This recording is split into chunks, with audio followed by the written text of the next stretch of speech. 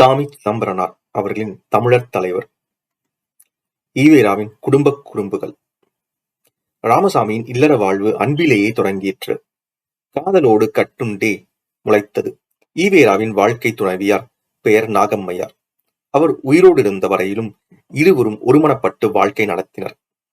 பொது வாழ்விலும் கருத்து வேறுபாடின்றி ஒத்துழைத்து வந்தனர். நாகம்மையார் காலஞ்சென்ற போது ஈவேரா மனங்குழைந்து எழுதியிருப்பதை காண்போருக்கு இவ்வுண்மை விளங்கும். அவருடைய இல்லற வாழ்வின் சிறப்பு தோன்றும். நாகம்மாளை மணந்து வாழ்க்கை துணைவியாக கொண்டு 35 வருட காலம் வாழ்ந்து விட்டேன்.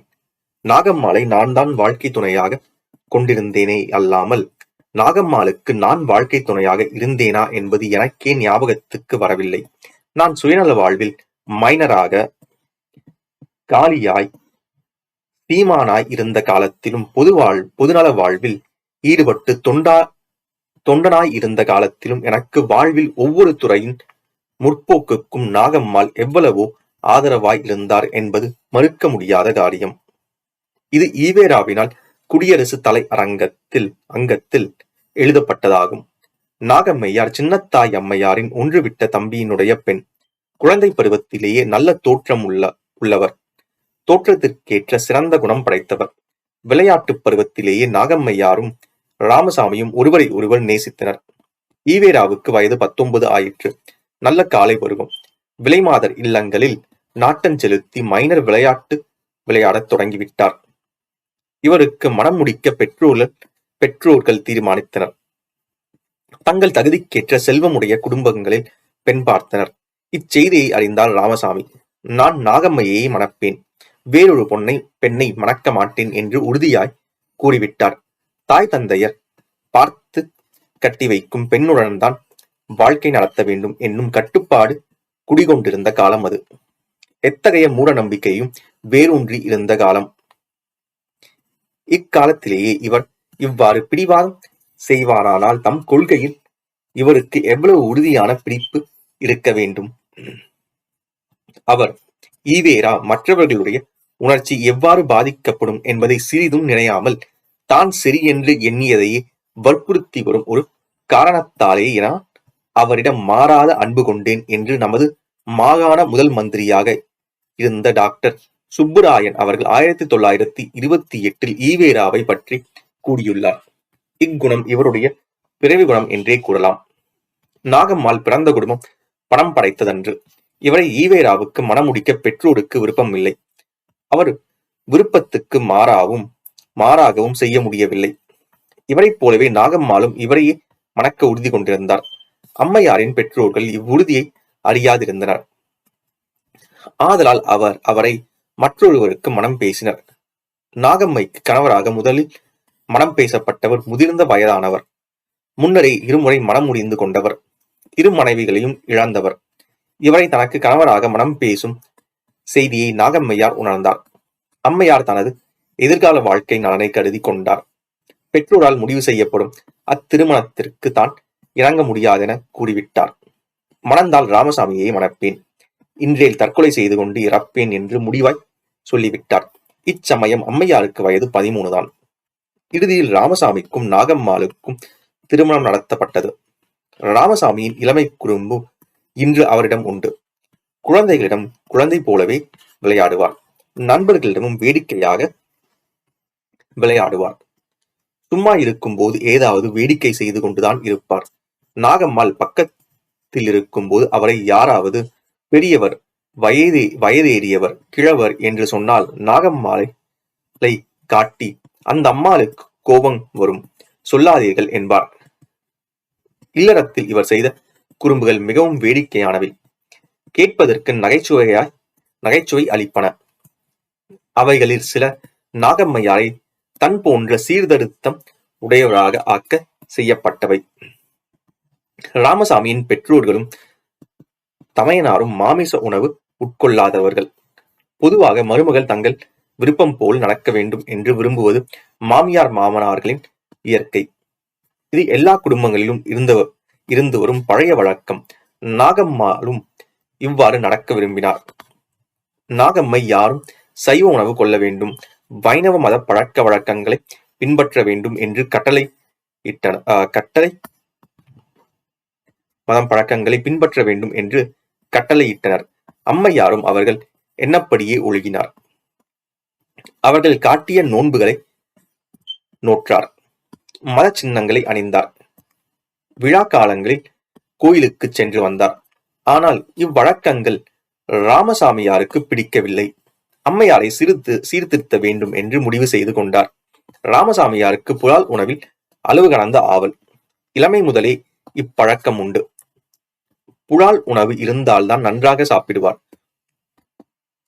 உடல் நலம் இல்லாவிட்டாலும் மருத்துவர் சாப்பிடக்கூடாது என்று கட்டளையிட்டாலும் இவ்வகையில் அடங்க மாட்டார். நன்றாக சாப்பிட்டு விட்டு செரிமானம் இல்லாமல் துன்பப்படுவார். ஆச்சாரத்திலோ சொல்ல வேண்டுவதில்லை.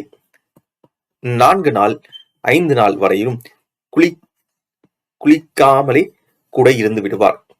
இவர் புலால் புசிக்கிறார் என்பதற்காகவும் ஆசாரமற்றவராய் இருக்கிறார் என்பதற்காகவும் இவருடைய பெற்றோர்கள் இவரை தொடுவதில்லை. தொட்டுவிட்டால் தீட்டுப்பட்டு விட்டதென்று தலை முழுகுவார்கள். சின்னத்தாய் அம்மையார் இறக்கும் வரையிலும் கூட இப்பழக்கத்தை விடவில்லை. இவர் ராமசாமிக்கு ஏதேனும் தின்பண்டம் கொடுத்தாலும் கையில் படாமல் தூக்கித்தான் கொடுப்பார். ராமசாமி வேண்டுமென்றே குடும்பத்தனமாக அவர் கையை தொட்டு விடுவார். தீட்டு தீட்டு என்று சொல்லி சிரிப்பார். அம்மையாரும் உடனே சென்று நீராடிவிட்டுத்தான் மறுவேளை பார்ப்பார்கள். ராமசாமியைப் போல் நாகம்மாளும் ஆசாரமில்லாதவராக விடக்கூடாது என்பது மாமனார் மாமியார் கருத்து. நாகம்மையார் ராமசாமியாருக்கு வேண்டிய புலால் உணவை தனியாக சமைப்பார், பரிமாறுவார். பிறகு நீராடிவிட்டுத்தான் சமையல் வீட்டுக்குள் போவார். ராமசாமியும் வெளியில் உட்கார்ந்துதான் உணவு உண்ண வேண்டும். சமையல் அறைக்குள் எப்போதும் நுழையக்கூடாது. நாகம்மையார் வெள்ளிக்கிழமை தோறும் நோன்பிருந்து வந்தார். இவர் மாமியார் இட்ட பணி பிள்ளை இல்லை என்பதற்காகவே இந்நோன்பு என்றைக்கு விரத நாளோ அன்றுதான் தவறாமல் ராமசாமியாருக்கு புலால் உணவு சமைக்க வேண்டும். நாகம்மாள் தான் பரிமாற வேண்டும். இது ராமசாமியாரின் பிடிவாதம். நாகம்மையாரும் கணவர் விரும்பும் உணவை சமைப்பார், பரிமாறுவார். உடனே நீராடச் சென்று விடுவார். இச்சமயத்தில் ராமசாமி சமையல் அறைக்குள் நுழைவார். அம்மையார் சாப்பிடுவதற்காக தனியாக மூடி வைத்திருக்கும் விரதச்சோற்றை திறப்பார். அதற்குள் எலும்பு துண்டை புதைத்துவிட்டு போய்விடுவார். அம்மையார் சாப்பிட போகும்போது சோற்றில் இருந்து எலும்பு துண்டு தலை நீட்டும். இது ராமசாமியின் குறும்பென்பதை அவர் உணர்ந்து கொள்வார். அவ்வளவுதான், நோன்பு முடிந்துவிடும். இக்குறும்புத்தனம் ஈவேராவின் பெற்றோர்களும் தெரிந்தது. அவர்களும் கண்டித்தனர். ஆயினும் நிற்கவில்லை. இறுதியில் மருமகளை அழைத்து, இந்த புருஷனை கட்டிக் கொண்டு நீ விரதமிருந்து வாழ்ந்தது போதும், நிறுத்திவிடு என்று சொல்லிவிட்டனர். இவ்வளவோடு நாகம்மையாரின் வெள்ளிக்கிழமை விரதம் ஒழிந்தது. மற்ற விரதங்களும் நாளடைவில் பறந்தன. ஈவேராவுக்கு எப்பொழுதும் நாகம்மையார் தான் உணவளிக்க வேண்டும். இரவு எத்தனை மணியானாலும் நாகம்மையார் தூங்கிவிட்டாலும் எழுந்துதான் சோடிட வேண்டும். அம்மையார் சிறுபெண். இரவில் அதிக நேரம் விழித்திருக்க மாட்டார். கணவர் வீட்டிற்குள் வர நேரமானால் படுத்து உறங்கிடுவார். ஒரு நாள் இரவு ஈவேரா மிகவும் காலம் தாழ்ந்தி வந்தார். நாகம்மாள் நன்றாக தூங்கிக் கொண்டிருந்தார். வழக்கம் போல் எழுப்பி சோறு போடச் சொன்னார். உறக்க மயக்கத்தில் அம்மையாருக்கு ஒன்றும் புரியவில்லை. அடி விழுந்து கொண்டே இலையை எடுத்து போட்டார். ஆடி விழுந்து கொண்டே இலையை எடுத்து போட்டார். பக்கத்தில் எண்ணெய் குடம் இருந்தது. அதிலிருந்து ஒரு குவளை எண்ணெய் ஊற்றிக் கொண்டு வந்த இலையின் பக்கத்தில் வைத்தார். அதன் பக்கத்தில் ஒரு பானையில் அரைப்புத்தூள் இருந்தது. அதில் ஒரு கை அள்ளிக் கொண்டு வந்து வைத்தார். உணவு பரிமாறிவிட்டதாக அம்மையாரின் நினைவு. அப்படியே இலைக்கு எதிரில் படுத்து உறங்கிவிட்டார். ஈவேராவும் இவ்வேடிக்கையை பார்த்தார். சிரித்துக் கொண்டார். இலையின் முன் உட்கார்ந்தார். பேசாமல் நெடுநேரம் சென்றபின் வீட்டில் உள்ளோர் இக்காட்சியை கண்டனர். அம்மையாரை எழுப்பினர். உறக்கத்தை தனிய வைத்து உணவிடச் செய்தனர். அது முதல் நாகம்மையார் உறங்கிவிட்டால் எழுப்பி விடுவார்கள். அவர் கையில் உணவு பண்டங்களை யாரேனும் எடுத்துக் கொடுப்பார்கள், பரிமாற செய்வார்கள். ஆனால் எப்பொழுதும் நாகம்மாள் தான் உணவு பரிமாற வேண்டும். நாகம்மாள் விழா காலங்களில் எப்பொழுதாவது கோயிலுக்கு செல்வதுண்டு. இவ்வழக்கத்தை நிறுத்த வேண்டும் என்பது ஈவேராவின் எண்ணம். இதற்காக அவர் செய்த குறும்பு மிகவும் வேடிக்கையானது. ஒரு நாள் ஏதோ திருவிழாவை முன்னிட்டு நாகம்மையார் சில பெண்களுடன் கோயிலுக்கு சென்றிருந்தார். ராமசாமியும் தன் கூட்டாளிகள் சிலருடன் கோயிலுக்கு சென்றார். தான் மைனர் கோலம் பூண்டு அம்மையார் தன்னை நன்றாக பார்க்க முடியாத ஒரு ஒதுக்கிடத்தில் நின்று கொண்டார். நாகம்மையாரை தன் கூட்டாளிகளுக்கு காட்டி, இவள் யாரோ புதிய தாசி நமது ஊருக்கு வந்திருக்கிறாள். இவளை நம் வசமாக்க வேண்டும். நீங்கள் அவள் நோக்கத்தை அறிந்து கொள்ள வேண்டிய முயற்சியை செய்யுங்கள் என்றார். அவர்களும் அம்மையாரை நின்ற இடத்திற்கு சென்று அவரை பார்த்து ஏளனம் செய்து தொடங்கினார். நாகம்மையார் இக்கூட்டத்தின் செய்கையை பார்த்து விட்டார். அவருக்கு செய்வது இன்னது என்று தோன்றவில்லை. கால்கள் விலத்து விட்டன. உடம்பு நடுநடுங்குகின்றது. தாங்க முடியாத அச்சத்தால் நெஞ்சம் துடித்துடிக்கின்றது. வியர்வையால் அப்படியே நனைந்து போய்விட்டார். ஆயினும் ஒருவாறு சமாளித்துக் கொண்டு காளிகளிடமிருந்து தப்பி வீடு வந்து சேர்ந்து விட்டார். கோயில்களின் நிலைமையையும் தெரிந்து கொண்டார். மறுநாளே கோயிலில் நடந்த நிகழ்ச்சி தன் கணவரின் திருவிளையாடல் என்று உணர்ந்து கொண்டார். நாகம்மையாரை மூட நம்பிக்கையற்றவராக செய்ய வேண்டும் என்பது ஈவேராவின் நோக்கம். இதற்காக அவர் செய்த வேடிக்கைகளில் ஒன்றை கூறுவோம். பெரும்பாலும் பெண்களுக்கு தாலியின் மீது அதிக பக்தி அல்லவா? கணவரை காட்டிலும் அதன் மீது கவலை மிகுதி. சமயம் நேரும் போது கணவன் மீது விளக்கு மாற்றை வீசும் பட்டி மகளும் தாலியை பூசிப்பதில் கண்ணும் கருத்துமாய் இருப்பாள். பெண்கள் தாலியை கழற்றவே மாட்டார்கள்.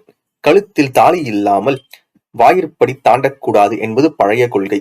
நாகம்மையாருக்கு தாலியை பற்றி இவ்வெண்ணம் இருப்பது இயல்புதானே.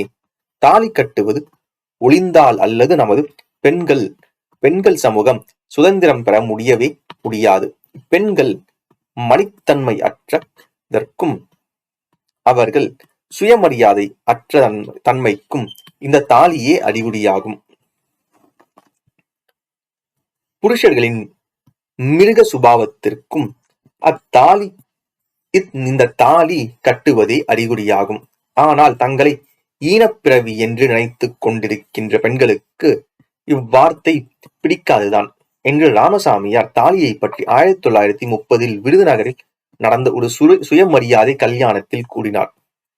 இக்கொள்கை அவருக்கு அக்காலத்திலும் உண்டென்று தெரிகிறது. ராமசாமியார் ஒரு நாள் இரவு அம்மையாரின் தாலியை கழற்றிவிடும்படி கூறினார். அம்மையார் தாலியை கழற்றுவது கூடாது என்றார். நானே பக்கத்தில் இருக்கும்போது தாலி இருந்தால் என்ன, இல்லாவிட்டால் என்ன? நான் ஊரில் இல்லாத போதுதான் தாலி இல்லாமல் இருக்கக்கூடாது என்று ஒரு அலர்ந்தார். அம்மையாரும் நாதன் சொல்லை உண்மை என்று நம்பினார். தாலியை கழற்றி கொடுத்தார். ஈவேரா அதைதான் சட்டை பையில் போட்டுவிட்டு உறங்கிவிட்டார். விடிந்தவுடன் அம்மையாரும் தாலியை கேட்க மறுத்துவிட்டார். ராமசாமியாரும் கொடுக்க மறுத்துவிட்டார். ஈவேரா தாலியின் நினைவில்லாமலே சட்டையை மாட்டிக்கொண்டு வெளியே சென்று விட்டார். நாகம்மையாருக்கு தாலியின் நினைப்பு வந்துவிட்டது. கழுத்தில் தாலி இல்லாதிருப்பதை யாரேனும் கண்டால் ஏளனம் செய்வார்களே என்று நாணமடைந்தார். கூடிய வரையிலும் தன் கழுத்தை காணாதபடி மறைத்துக் கொண்டே வேலை பார்த்து வந்தார். அவர் தன் கழுத்து வெளியில் தெரியாதபடி அடிக்கடி துணியை இழுத்து மூடிக்கொண்டு வேலை செய்வதை மாமியார் பார்த்து விட்டார். உடனே தாலி எங்கே என்று கேட்டார். நாகம்மாள் தக்க விடை கூற முடியாமல் ஏதேதோ சொல்லி மழுப்பிக் கொண்டிருந்தார். இதற்குள் இன்னும் சில பெண்கள் வந்து கூடிவிட்டார்கள். அவர்கள் நாகம்மையாரை நக்கல் பண்ண தொடங்கிவிட்டனர். அம்மையாருக்கு கோபம் வந்துவிட்டது. உங்களுக்கு என்ன தெரியும்? கணவர் ஊரில் இருக்கும் போது தாலி இருந்தால் என்ன, இல்லாவிட்டால் என்ன என்று ஒரு போடு போட்டார். நக்கல் பண்ணிய பெண்கள் பதில் சொல்ல முடியாமல் புருஷனுக்கேற்ற பொண்டாட்டி, நாம் என்ன சொல்வது என்று விலகிவிட்டார்கள். நாகம்மையார் தன்னை அலங்கரித்துக் கொள்ள மாட்டார். அதிக நகைகள் அணிய மாட்டார். விலை உயர்ந்த புடவைகள் கட்ட மாட்டார். ராமசாமி பொது வாழ்வில் தலை இடுவதற்கு முன் பெரிய மைனராக விளங்கினார். அவர் மைனர் விளையாட்டின் வினோதங்களை பற்றி இன்றும் அவர் தோழர்கள் வேடிக்கையாக கூறுவார்கள். சில சமயங்களில் அவரும் கூறுவார். அந்நாளில் ஈவேரா பெரும் வாழும் விலைமாதர் இல்லங்களிலே புகுந்து புறப்படுவார். இதற்கேற்ற கூட்டாளிகள் பலர். நிலா காலங்களில் ராமசாமியும் அவர் கூட்டாளிகளும் விலைமாதர் கூட்டத்துடன் காவிரி ஆற்று மணலுக்கு செல்வார்கள். இரவு முழுவதும் ஆற்று மணலில் கூத்தடித்து விட்டு விடியற் காலத்தில்தான் வீட்டிற்கு திரும்புவார்கள். இக்கூட்டத்திற்கு ஈவேராவின் வீட்டிலிருந்துதான் சாப்பாடு கொண்டு போக வேண்டும். சாப்பாடு போகும் செய்தி தாய் தந்தையருக்கு தெரியக்கூடாது. ஈவேராவின் இச்சமயம் நாகம்மையாரின் உதவியையே நாடுவார். அம்மையாரும் வீட்டார் அறியாமல் கணவன் விரும்பும் உணவுகளை ஆக்கிவிடுவார். அவ்வுணவுகள் வீட்டு புறக்கடை வழியாக வண்டி ஏறி காவிரிக்கு போய்விடும். நாகம்மையாருக்கு படிப்பில்லை. கடைசி காலத்தில் கையெழுத்து போட மட்டிலும் கற்றுக்கொண்டிருந்தார். ஆயினும் அவர் சிறந்த அறிவாளியாக விளங்கினார். சீர்திருத்த கொள்கைகளை பற்றி நன்றாக விவாதிக்கும் திறமை பெற்றிருந்தார். அவருக்கு ஓரளவு அரசியல் அறிவும் உண்டு. இவர் ராமசாமியாருடன் வைக்கும் சத்தியாகிரகத்தில் ஒத்துழைத்தார். கள்ளுக்கடை மறியலில் ஒத்துழைத்தார். ஈவேராவின் பொது பணிகள் எல்லாவற்றிலும் பங்கெடுத்துக் கொண்டார். ஈவேராவின் பொது ஊழியம் சிறப்படைவதற்கு காலம் சென்ற நாகம்மையாரின் ஒத்துழைப்பும் காரணமாகும். மனைத்தக்க மாண்புடைய லா ஆகி தற்கொண்டால் வளத்தக்கால் வாழ்க்கை துணை. மனைத்தக்க மாண்புடையலாகி தற்கொண்டால் வளத்தக்கால் வாழ்க்கை துணை என்னும் வள்ளுவர் சொல்லுக்கு இலக்கு நாகம்மையாரே. ஆனால் ஒரே ஒரு வகையில் மட்டிலும் அம்மையார் ஈவேராவுக்கு மாறாக நடந்து வந்தார். அது விழுந்தோம் பல் என்னும் செய்கையாகும். ஈவேராவுடன் பழகியவர்களுக்கு அவர் எத்தகைய சிக்கன புத்தி படைத்தவர் என்பது தெரியும். சிக்கனத்தில் அவரை தோற்கடிப்பவர் எவரும் இல்லை. சிக்கனத்திலும் அவரிடம் பேதமில்லை. செல்வரிடம் ஒரு விதமாகவும் வறியவரிடம் ஒரு விதமாகவும் நடந்து கொள்ள மாட்டார். எல்லோரையும் ஒன்றாகத்தான் கருதுவார். இதற்கு 2 நிகழ்ச்சிகளை குறிப்பிடுகிறோம். ஒரு சமயம் சிங்கம்பட்டி ஜமீன்தார் ஈரோட்டுக்கு வருகிறார். அவரை நன்றாக வரவேற்று உபசரித்து அனுப்பவும் என்று ஊத்துக்குளி ஜமீன்தார் ஈவேராவுக்கு கடிதம் எழுதியிருந்தார். ஜமீன்தார் வரும் நேரமாயிற்று. ஈவேரா அதற்கான ஏற்பாடுகள் ஒன்றும் செய்யாமல் எப்பொழுதும் போல் கடையில் நண்பர்களுடன் அரட்டை அடித்து கொண்டிருந்து விட்டார். புகைவண்டி வரும் நேரமாயிற்று. குதிரை பீட்டினை தேடி பார்த்தார். கிடைக்கவில்லை. ஒரு ஜட்கா வண்டியை கொண்டு போய் ரயில்வே ஸ்டேஷனில் நிறுத்தி கொண்டார். தன் நண்பர்களுடன் சென்று ஜமீன்தாரை அழைத்து வந்து வண்டியில் ஏற்றிக்கொண்டு வீட்டுக்கு வந்தார். வீட்டிலும் தடல்புடலான விருந்துகள் ஒன்றுமில்லை. எப்பொழுதும் போல் உள்ள சாப்பாடு செய்து வைத்து திரும்பவும் ஜட்கா வண்டியிலேயே ஸ்டேஷனுக்கு அனுப்பிவிட்டார். ஜமீன்தாரை இவ்வாறு வரவேற்பதை பற்றி அவருடைய நண்பர்கள் பரிகாசித்தனர். அவருடைய சிக்கனத்தை பற்றி பேசினர். மாண்பூர் சீர்திருத்தப்படி ஏற்பட்ட சென்னை சட்டசபையில் முதல் தலைவரான சர் பி ராஜகோபாலாச்சாரியார் என்பவர் ஈரோடு வழியாக ரயிலில் செல்வதாகவும் ஸ்டேஷனில் தனக்கு சாப்பாடு தயாரித்து வைக்கும்படியும் வேண்டி ஈவேராவுக்கு தந்தி கொடுத்திருந்தார். ஈவேராவும் குறிப்பிட்ட நேரத்தில் பக்கத்தில் இருந்த ஒரு சாப்பாட்டு கடையில் இருந்து சாப்பாடு கொண்டு வர சொல்லிவிட்டு ஸ்டேஷனுக்கு சென்றார். ஆச்சாரியாருக்கு சாப்பாடு செய்து வைத்து வழி அனுப்பி விட்டு வந்தார். கடைக்காரனுக்கு சாப்பாடுக்காக பணம் கொடுக்க போனார். கடைக்காரர் பணம் வேண்டாம் என்று கூறிவிட்டான். இதில் ஈவேராவுக்கு செலவில்லை. இதை கண்டு நண்பர்கள், ஏன் நல்ல சாப்பாடு தயார் செய்திருக்க கூடாது, கடை சாப்பாடு தான் போட வேண்டுமா என்று கேட்டனர். அதற்கு அவர்களுக்கெல்லாம் இந்த சாப்பாடு சாப்பிட்டு பழக்கம் இருக்கும், இதைவிட வேறென்ன நல்ல சாப்பாடு வேண்டும் என்று கூறினாராம். இப்பொழுதும் அவருடைய சிக்கனத்தை பற்றிய நண்பர்கள் பரிகசித்தனர். இன்றும் அவருடைய சிக்கனத்தை குடியரசு நிர்வாகத்தை அறிந்தவர்கள் நன்கு உணர்வார்கள். 2 அங்குலம் 2½ அங்குலத்தில் துண்டு விழும் கடிதங்களை எல்லாம் எழுதுவதற்கு பயன்படுத்திக் கொள்வார். அவர் கட்டுரை எழுதுவது இக்காகிதங்களில்தான். அவர் போடும் சட்டைகள் கிழிந்து விட்டாலும் விடமாட்டார். கிழிந்த சட்டையுடன் பொது மேடைகளில் ஏறிவிடுவார். மந்திரிகளுடன் பெரியவர்களுடன் கூடி குழாவுவார். சட்டையை பற்றி கவலையே அவருக்கு கிடையாது. சில சமயங்களில் வீட்டு சாப்பாட்டிலும் சிக்கனம் செய்ய முயற்சிப்பார். ஏன் இவ்வளவு கறிகள்? கொஞ்சம் போதாதா? காப்பியில் ஏன் இவ்வளவு பால் கலக்க வேண்டும்? காப்பி தான் எதற்கு? மோர் நல்லதாயிற்றே, அதை குறைக்க கூடாதா?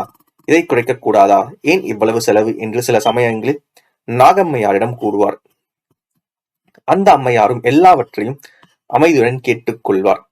அன்ற சமையலில் பண்டங்கள் இன்னும் சிறிது மிகுதியாகவே சமைக்கப்பட்டிருக்கும். ஈவேராவை தவிர மற்றவர்களுக்கு எல்லாம் நிறைய பரிமாறப்பட்டிருக்கும். இவர் இலையில் வெறும் சூடுதான் காணப்படும். வழக்கம் போல் சோறு உட்கொள்வதற்கு வேண்டிய குழம்பு, மோர் முதலியவைகள் தான் போடப்படும். ஏதாவது பதார்த்தம் வேண்டுமானால் கேட்டுத்தான் வாங்கிக் கொள்ள வேண்டும். சாப்பாட்டில் சிக்கனம் செய்யும்படி கூறியதற்காக அம்மையார் இவ்வாறு செய்வார். ஆகவே சாப்பாட்டு வகையில் ஈவேரா சிக்கனம் செய்ய நினைத்தால் இத்தண்டனை கிடைப்பது திண்ணம். இவ்வொரு வகையில் மட்டும் நாகம்மையார் எப்பொழுதும் ஈவேராவை பொருட்படுத்தியதே இல்லை. நாகம்மையார் உயிரோடு இருக்கும் வரையிலும் ஈவேராவின் வீடு எப்பொழுதும் ஒரு விருந்து கூடமாகவே விளங்கும். அவர் எத்தகைய பேர் ஆனாலும் முன்னே சரிக்கை இல்லாமல் வீட்டுக்கு சாப்பாட்டுக்கு அழைத்து போவார். எந்த நேரத்தில் எவர் சென்றாலும் இரவு 12 மணி ஆனாலும் சாப்பிட வாருங்கள், இலை போட்டாயிற்று என்பதுதான் அம்மையாரின் முதல் உபசாரம். நாகம்மையாரின் கொள்கைகள் இரண்டே. ஒன்று, ஈவேரா எக்காரியம் செய்தாலும் அதற்கு தானும் துணை நிற்பது. 2, தன் இல்லத்திற்கு வரும் எல்லாருக்கும் சோறு போடுவது. இந்த 2 கொள்கைகளிலும் அவர் இறக்கும் வரையிலும் தவறாமல் பின்பற்றி வந்தார். எவ்வளவு பேர் மிகுதியாக உட்கார்ந்து சாப்பிடுகிறார்களோ அவ்வளவுக்கு அவ்வளவு அவருக்கு மகிழ்ச்சி. அடுத்த பந்திக்கு இன்னும் அதிகமான பேர் வரமாட்டார்களா என்பதே அவருடைய கவலையாக இருக்கும். ஈவேராவை சதா வையும் ஆண்களானாலும் வீட்டுக்கு வந்தால் உடனே சாப்பாட்டு போட்டுவிட்டு தான் வேறு வேலை பார்ப்பார். இன்று தமிழ்நாட்டில் உள்ள அரசியல்வாதிகள் அனைவரும் நாகம்மையாரை பற்றி நன்கறிவார்கள். சீர்திருத்தவாதிகள் அனைவரும் நன்குணர்வார்கள். ஈவேராவின் அரசியல் சமூக எதிரிகளும் அம்மையாரிடம் மதிப்பும் அன்பும் பாராட்டி வந்தனர். ஈவேராவின் பொது வாழ்க்கைக்கு காரணம் அம்மையாரின் அருங்குணங்களே என்பதாகும். அருங்குணங்களே என்பதை எவரும் மறுக்க முடியாது. திருவி கல்யாண சுந்தர முதலியார் அவர்கள் 1933 ஈரோட்டில் நாகம்மையாரின் உருவப்படத்தை திறந்து வைத்த போது கூறியதாவது: செல்வ செருக்கில் மூழ்கி கிடந்த அம்மையார் தேச நலத்தின் பொருட்டு அச்செல்வங்களை எல்லாம் உதறி தள்ளிவிட்டார். அம்மையார் ஏட்டுக்கல்வி அதிகம் பெறாவிடிலும் உலக அறிவில் உயர்ந்து விளங்கினார். கணவருடைய தேச தொண்டிற்கு பின்னர் அவர் புரிந்த சமூக சீர்திருத்த தொண்டிற்கும் பெருந்துணையாய் தம் கணவருடன் ஒத்துழைத்தார். விருந்தோம்பலில் அம்மையாருக்கு இணையானவர் எவரும் இரார். தம் இல்லத்திற்கு வருந்தொண்டர்களுக்கு இனிய முகத்துடன் இன்சொல்லுடனும் அமுது படைத்து வருவதை எவரும் மறுத்து கூற முடியாது. ஒரு சமயம் நானும் நாயக்கரும் திருநெல்வேலிக்கு பிரச்சார நிமித்தம் சென்றுவிட்டு ஈரோட்டுக்கு இரவு 12:30 மணிக்கு வந்தோம். அன்னம் கிடைக்குமோ கிடைக்காதோ என்று ஐயப்பாட்டுடனே வந்தோம். அப்பொழுது அம்மையார் அன்புடன் வரவேற்று உடனே அறுசுவையுடன் அமுது படைத்ததை யான் என்றும் மறவேன். நாகம்மையாரும் ராமசாமியும் இறுதி வரையிலும் வாழ்ந்த வாழ்வு இன்பகரமானதாகவும் அது எல்லோராலும் பாராட்டக்கூடியதாகவும் இருந்தது. பெண் மக்களை பொதுக்கூட்டங்களுக்கு அழைத்து வருவது, மாநாடுகளுக்கு அழைத்து வருவது என்ற வழக்கத்தை தமிழ்நாட்டில் புகுத்தியவர் ஈவேரா அவர்களே ஆவார். காதலர் இருவர் கருத்துருமித்து ஆதரவு பட்டதே இன்பம் என்னும் ஔவையார் சொல்லுக்கு இவர்கள் வாழ்க்கையே எடுத்துக்காட்டாகும்.